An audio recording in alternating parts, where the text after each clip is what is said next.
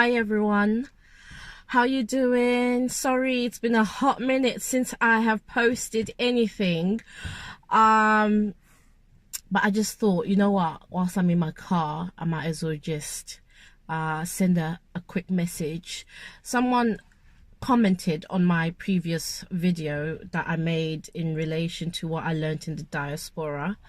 Before I go ahead, I just want to apologize for the lighting of this video. It's going to be a bit dodgy, so just bear with me.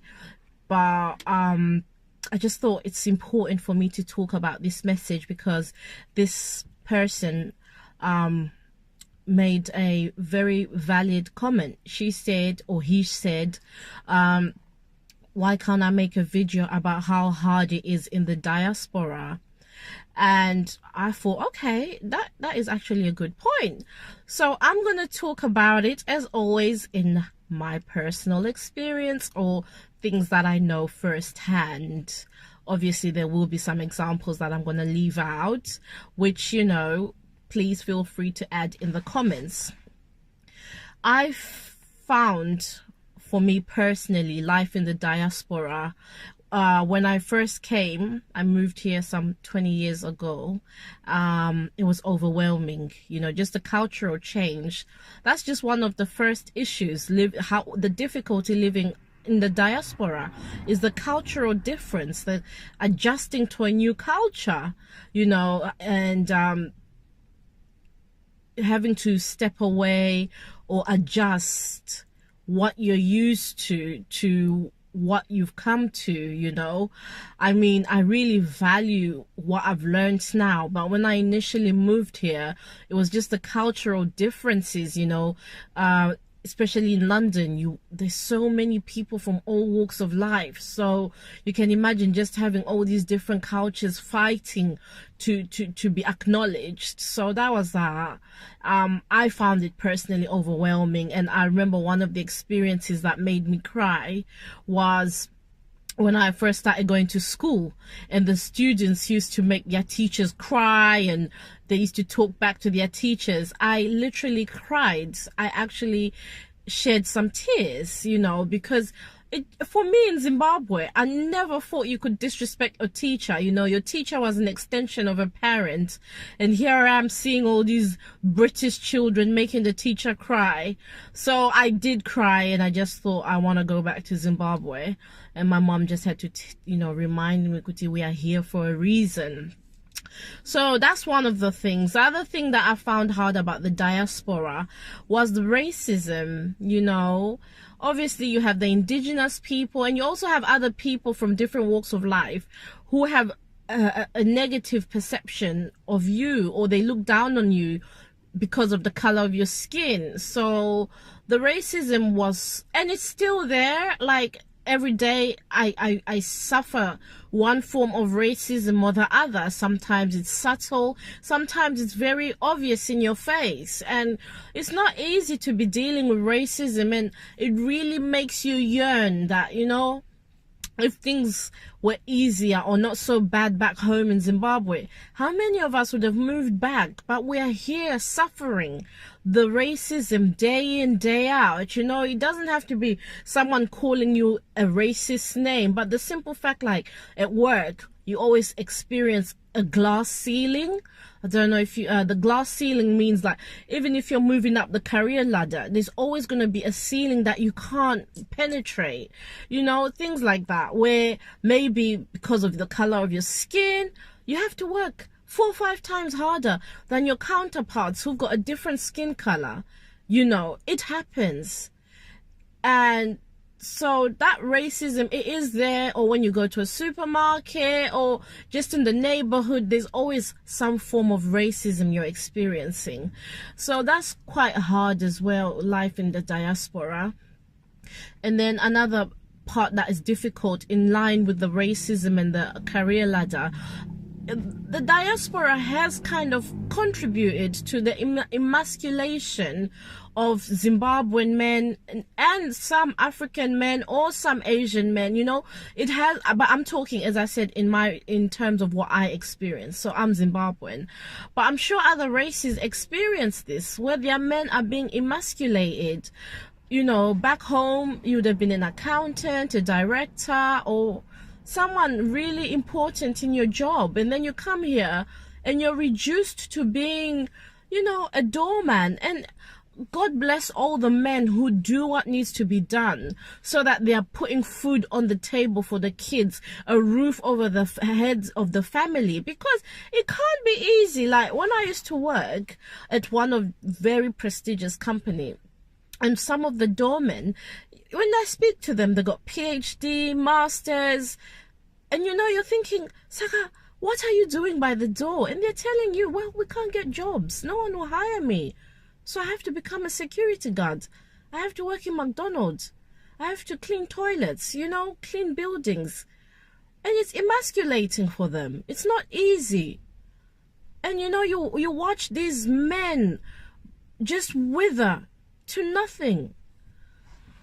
So yeah, the diaspora is difficult in that respect, you know. Obviously, I respect a man who, yeah, fine, there's racism, but I'm still going to go and work so that I can put food on the table for my kids. That is a king right there. And if you've got a husband or a brother or a boyfriend who he is going to work, even though he's not a CEO, director, accountant, whatever, the fact that he's working, you've got to honor that man. And that's the same goes for men. If your woman is working 12 hours, 13 hours, 15 hours, to work hard, you guys have to support each other. You know, you got to love each other. You got to honor each other, because you also have men who are shallow, who just say, Anna, my Ningi, look, my Ningi, she's a manager now. My Ningi is, but you know what? Maybe your wife is not that way inclined to be a manager, because she also has to come home and look after you and the kids. So you guys, when you're a team, you just have to love and support each other. You have to be each other's biggest fan.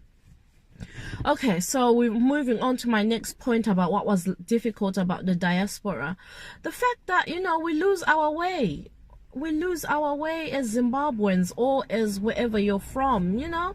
Like Tikanema Gariro Edu, some people we're in the diaspora, we've chosen to throw away what made us Zimbabweans. We've chosen to throw away our language. We've chosen to throw away our rituals. We've chosen to throw away our ways of doing things. And you know, the only people that are gonna lose out are us Zimbabweans. We have to get a grip, you know.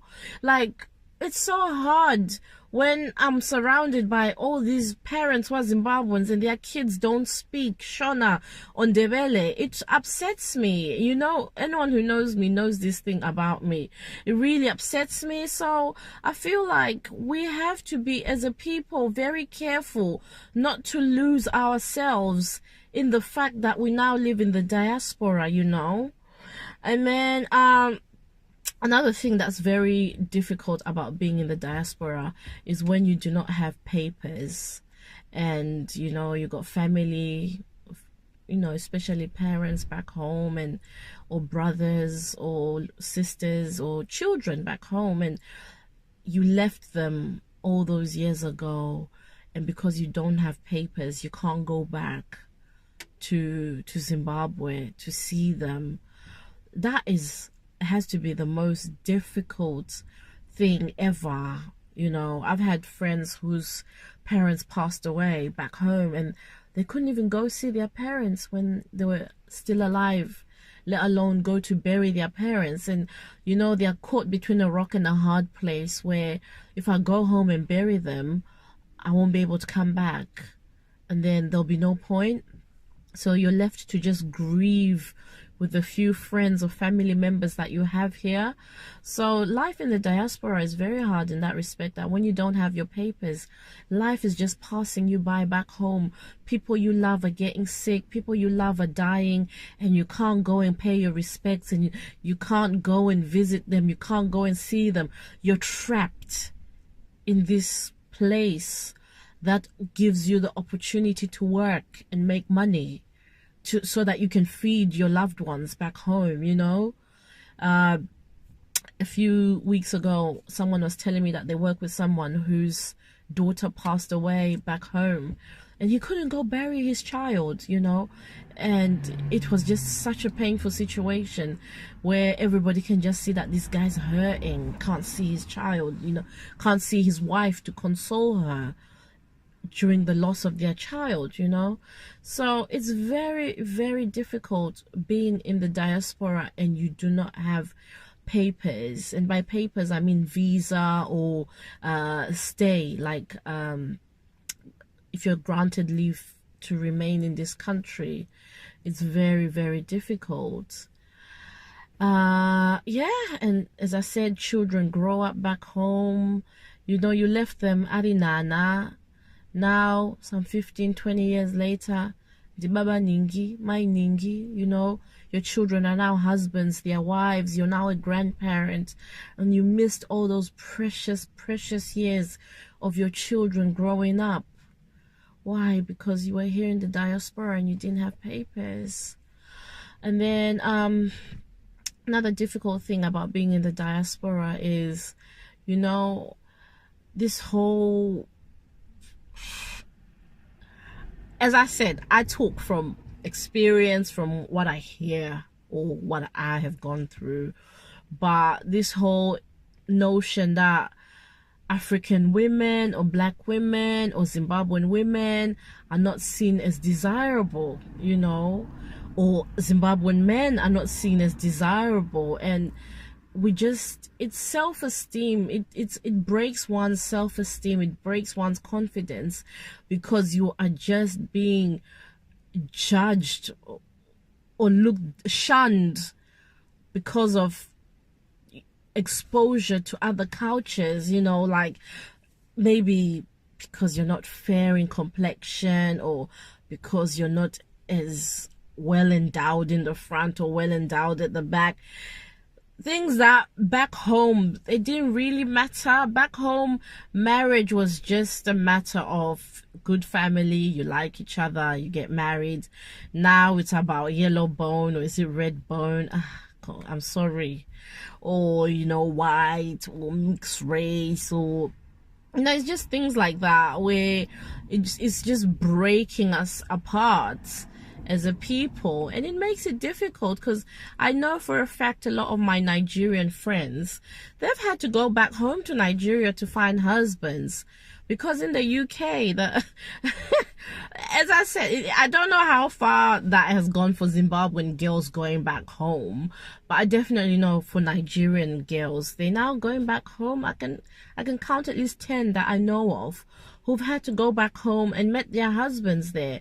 Why? Because in the UK, the guys here, their standards or their perceptions of what a wife should be has just dwindled, and so that just kills one's self-esteem as a woman, where you now feel like, I have to go back home and meet someone.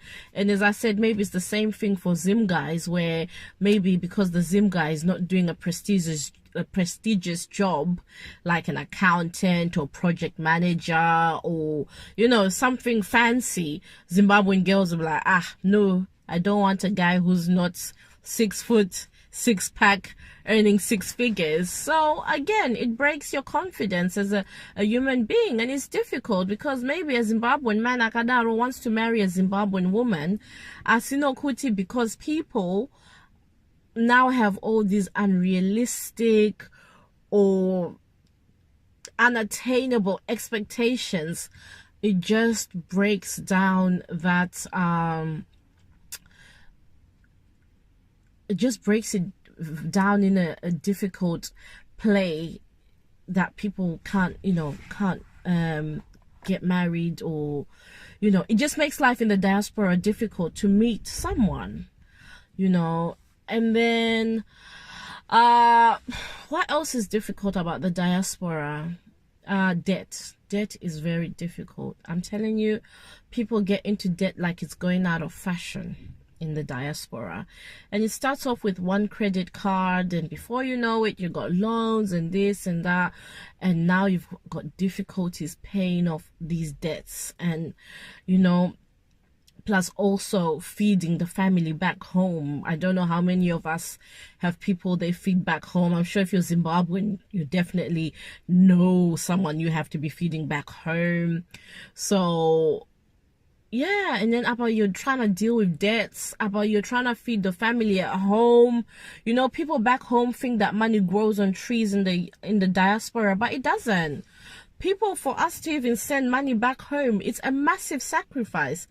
You know, for me to send money probably means that maybe I'm, like, for me, practically for myself, I've cancelled line rental. So I've been using the same phone. Confessions. I've been using the same phone for like 4 years. So I just do what they call just SIM, and I just pay about £20 a month. Yet before, I'd be paying £50 a month, and I have the latest iPhone or the latest Samsung. But because of other commitments that I have to find ways of cutting so that I can provide back home. But people don't realize that it's so difficult in the diaspora as well. We do not have money growing on trees. But yeah, people are like, me, I thought you were going to send me iPad or iMac. Is it my iMac? No. MacBook Pro, or I need a car. Can you send me a car? Or I need Brazilian hair. You know, like some requests that you're getting from back home. You're thinking, hold up, I don't even have a MacBook Pro myself. If you see the phone that I use, it's a basic phone, so that I can send you my £30 or my £50 or my £100 a month, you know. So that is also very difficult when you have to send money back home. We obviously do it because that's who we are as Zimbabweans, supporting the extended family. And sometimes not even the extended family, you are supporting your family, but it's just difficult. People think it's easy when you're in the UK, because when you're in the UK, people have done the mathematics for you back home already. You're gonna work 24 hours a day, you're gonna earn £10 an hour. So that's 240 a day if you work 7 days a week. They've already done the mathematics for you, but they don't know that you're paying tax, and tax, the more you work, the more tax you pay. They don't know you got bills, you know, half, like your mortgage or your rent takes up already half of your wage before you even buy food, before you pay council tax, and all those things, they all add up. But people back home don't know that, so they just want you to be sending them so much money without realizing that you are missing out on a few things. So yeah, back home, you know, it would be good if people understood that life in the diaspora is also very difficult. Another difficult thing about life in the diaspora is sometimes not everybody is fortunate enough to have a support network. Sometimes you are plain alone in the diaspora. I've read so many case studies of people who died with no one. In Zimbabweans dying in the UK with no one, and then now you have the church or social media. Do you know Ningi? Pictures. Please tell us who knows this person so that we can send their body back home. Can you imagine? That person had no one to claim them. Not a friend, not a cousin, no one. Diaspora is hard. It's very hard. Not everybody has a social network, you know. And social network, not Facebook, but like a support network, like close friends who check up on you every day, so that 5 days I haven't heard from Ningi. Oribo, call, and sometimes from you. There are people that don't have that. They are lonely. Diaspora is a very lonely place. Very, very lonely, you know. People die on their own. People die at work. People die and they have no one. And half the time they might not even have anyone back home as well. So diaspora is very hard. As much as you see so many people posting photos of being at parties and buying clothes and, you know, jabularing, it's not like that for everybody. I can tell you for a fact, I don't have many Zimbabweans in my life. I don't. My friends are mostly from Nigeria, from Ghana. They have taken me in and they are now my support network. Like, if you guys was to come to my wedding, it will be full of Nigerians, like the Zimbabweans. Honestly, it will be so embarrassing. But that's the reality, that we don't have that support network. Unlike back home, your next door neighbor was your cousin. Like, honestly, who remembers back home the fact that they were your neighbor, they were your cousin? You're like, it's my cousin, it's my cousin. That's it. Everybody just knew each other. Like, if somebody gave birth, everybody will be taking that child. If you died, the whole neighborhood would just come. They help you. They just move your furniture, everything, you know. You wouldn't even need to do anything. Why? Because that was the community we had back home. But here, you can be sick. Thank God for Just Eat, the app. You just order food, pay with your credit card. Someone just come and knock. Here's your food. Yes, this is what they do here. But there's no one to actually take care of you. So life in diaspora is very, very hard, you know. Lots of people did an exodus from Zimbabwe to diaspora. And, you know, we expected that would go back home one day. Some people have passed away in the diaspora. Bodies were not able to be sent back home, so they had to be buried in a foreign land. You know, and sometimes people are fortunate enough to be sent back home, their bodies to be sent back home.